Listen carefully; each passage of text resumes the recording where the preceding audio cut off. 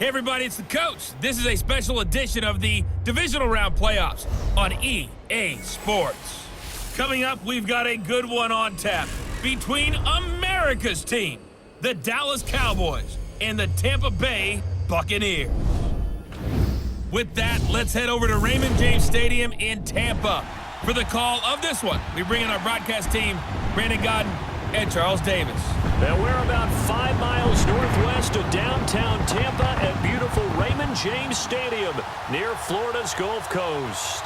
Coming up, an important divisional round matchup in the NFC between the Dallas Cowboys and the Tampa Bay Buccaneers. Hello, everyone. As the postseason continues here on EA Sports, we're pleased to bring it to you. Alongside Charles Davis, I'm Brandon Godden. And who has the edge here? You got one side that had some extra rest, but another comes in off a win last week in the wild card round.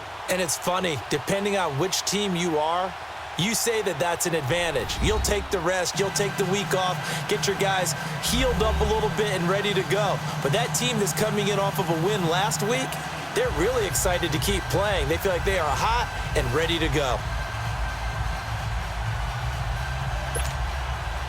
One of two spots in the NFC title game awaits the winner here as we're underway in the divisional round of the NFL playoffs. This will be fielded on the back line of the end zone. And the decision to bring it out is going to cost him about 7 yards all told as he's taken down back shy of the 20. So out come the Bucs now for their first drive. They'll be under the command of the former Florida State Seminole, the #1 overall pick in 2015, Jameis Winston. Big, highly competitive pocket passer who can scan the field and make every throw that you're looking for. Also one of those players that people love to have on the squad in terms of leadership. As he goes, his team will follow.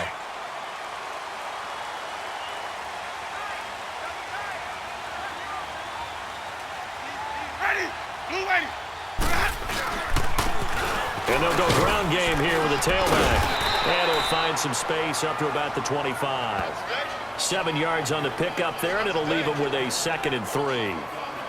Well, you often say that sort of opens the playbook now, 2nd and short. What do you think, early shot here? I like where you're going. Obviously, we've been together for a while because you know me. I want to take that shot early and loosen things up. 2nd down, Winston. And they will not get the connection there. It's incomplete. Sean Lee, the linebacker, able to get a hand in coverage. And the big boys up front in the trenches. What do you think of the O-line, Charles? I love them because this is a group that's so cohesive. They know what the man next to them is going to do at all times, and they operate as a terrific unit. Third play of this opening drive as they're looking at a 3rd and 3.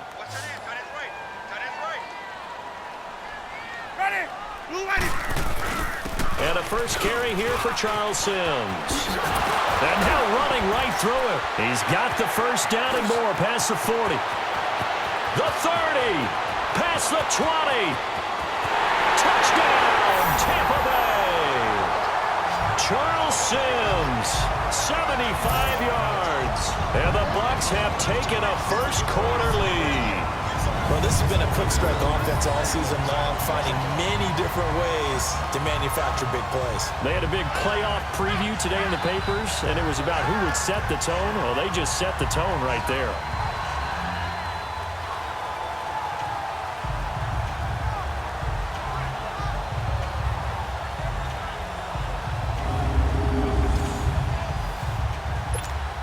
Here's Chandler Catanzaro for the extra point.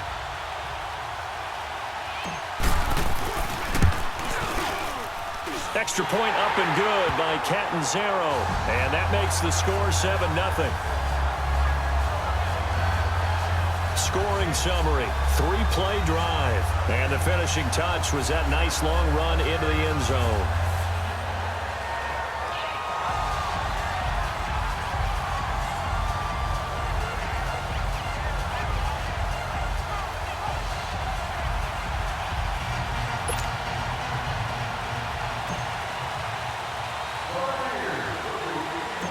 The kickoff unit is out on the field, and they will send this one away.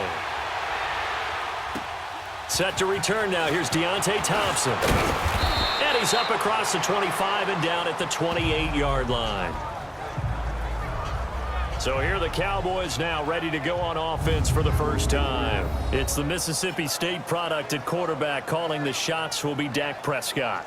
When he came out of college, I thought his best attribute was being able to break the pocket and make plays in the open field.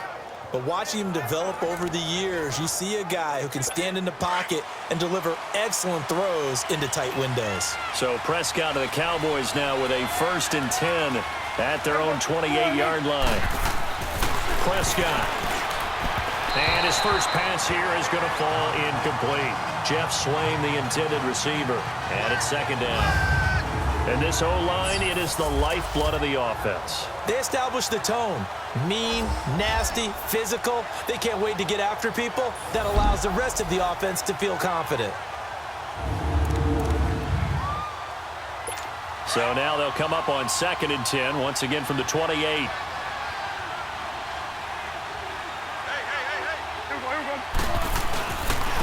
Now the first carry for Ezekiel Elliott. Looking for a crease, can't find one. Stopped at the line of scrimmage.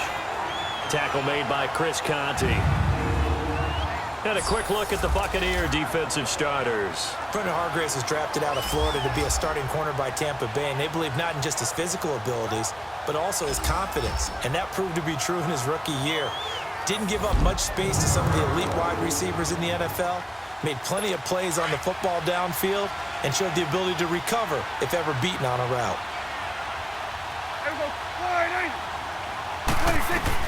On 3rd down, it's Prescott. And this is going to be incomplete. Not only was the call spot on, how about the execution of that defense right there? The zone was absolutely locked up tight. He was trying to force it in there on 3rd down. But if there's a time to force it, he felt like he needed to make a play, right? Yeah, exactly right. 3rd down, you got to try and find something. There's nothing available there for him. So on 4th down, here's Chris Jones to punt it away.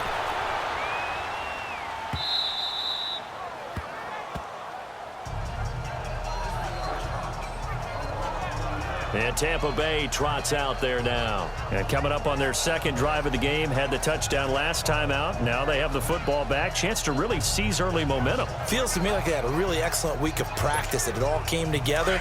But I'll bet you it got galvanized in the locker room in pregame. Somehow I think the head coach, his oratorical skills were on point. And they'll go on the ground. And he's going to lose yardage here back to the 12-yard line. That's going to go as a loss of a yard, and it'll be 2nd down. I like the strategy. Extra tight ends, extra beef. They want to run the football, but that means they probably want to run it inside. If you get strung out on the perimeter, you're in peril. Yeah, we saw the result, negative yardage.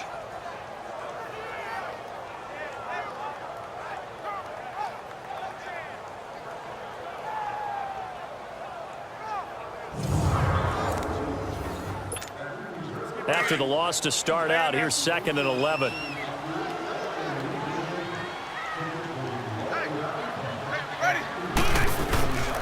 Now they run with Sims. And they'll bring him down here up at about the 22-yard line. It'll be a pickup of 10 yards.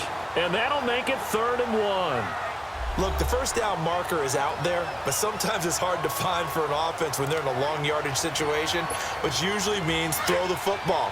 In this case, they went against the tendency and ran it, and boy, the reward was there. A big pickup, and guess what? It's now 3rd and very short in order to try and pick up a 1st down. And he gets the 1st down here as he's taken down at the 24. They only get 2 there, but on 3rd and 1, that's all they needed to keep the drive going. I like his focus there because he wasn't thinking about breaking that one big. All he thought about was, I need 1. Let's go get that. Ended up picking up 2.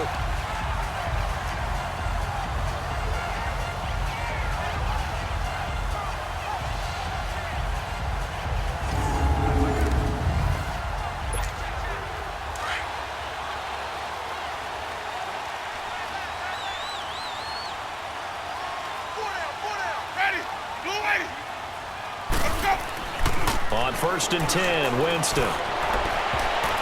And lucky to get away with one there. That one nearly picked. 2nd down.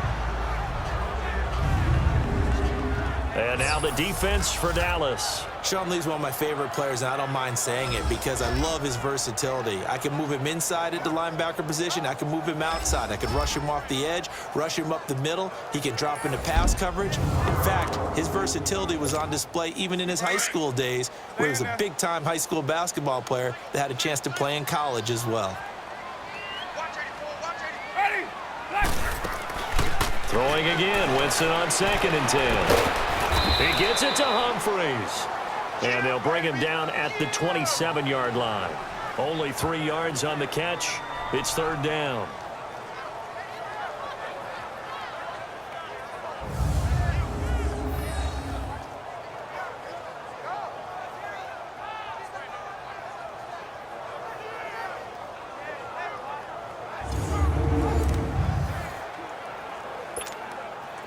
The last catch did get 3, but they're still left needing 7 yards on 3rd down.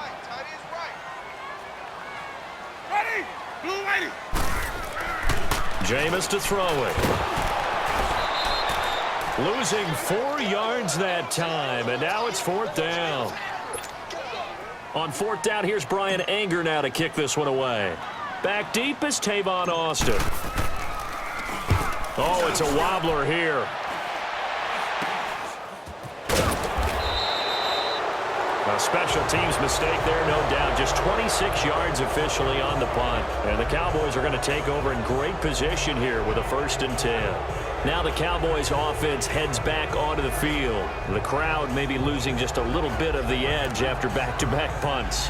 They want some big plays. They want to see some offense. They want to see somebody break away, whether it's through the air or on the ground. Now it'll be interesting to see where the patience is on both sides. Each head coach, can you hang in there and not try and force something that could put your team in some jeopardy?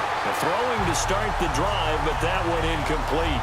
Before the game, they were running the route tree about as efficiently and effectively as we could have possibly imagined, but sometimes the passes just go awry. Yeah, let's face it. When you're running the route tree in pregame, you don't have defenders breathing down your neck. You don't have defensive backs making plays on the football. Hard to replicate the intensity of the game in pregame. Man open left side is Brown. And he'll go down shy of the 40 at the 41. 6 yards is the pickup, and that'll lead to a 3rd down. He missed on his first 3 passes, was 0 for 3. Now gets a connection. Maybe that'll get him going. Yeah, it wasn't a time for panic, but there was some concern because once you start in a certain pattern, you're wondering, can you get out of it? And that flips the other way, too, when you're throwing it really well.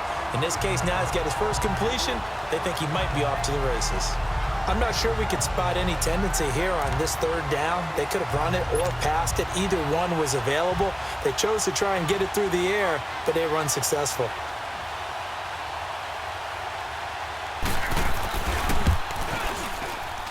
And this is off target to the left. Didn't get there anyway. It's no good. And this score will stay right where it is. Well, this winds up an empty possession. Everything looked okay. He just never got the ball on target. And knowing him, he'll be disappointed with that effort.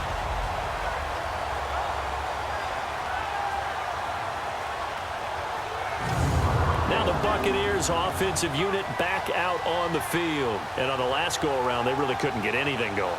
They had to punt from deep inside their own territory, which means they're going to lose the field position battle as a